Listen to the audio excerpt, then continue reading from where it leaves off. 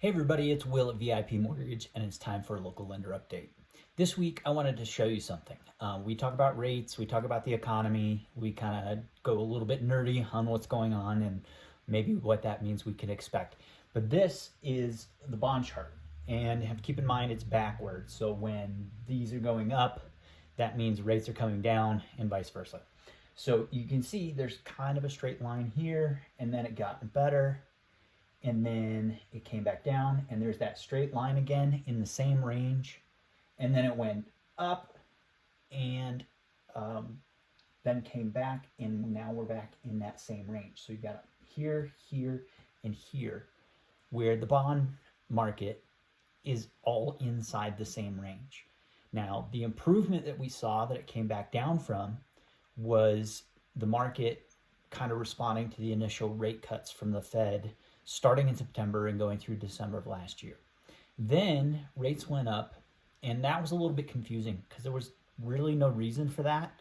Normally there's economic data like bad inflation or strong job numbers or higher than expected GDP that moves the market based on where they think bonds should be priced in response to that data. And we talk about expectations a lot because that's how bond traders work. They look forward, they try to anticipate what's going to happen, and they are willing to pay more or less for bonds based on what those expectations are.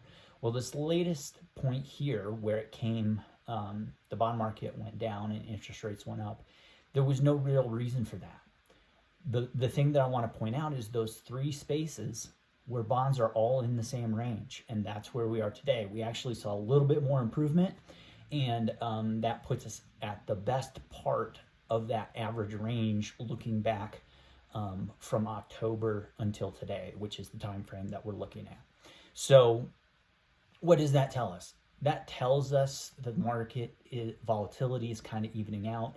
There's this equilibrium space, and every time the bond traders come to their senses, that's where bonds are. And so the pricing that we're seeing right now, I think it's going to take some substantial data one way or the other to move us either up or down in interest rates. So what's interesting is we've had some Fed comments recently. We got the latest inflation report today, our most recent job numbers. All of that economic data is right in line with expectations, which means the people who are buying bonds have been right about what they think the economy is going to do.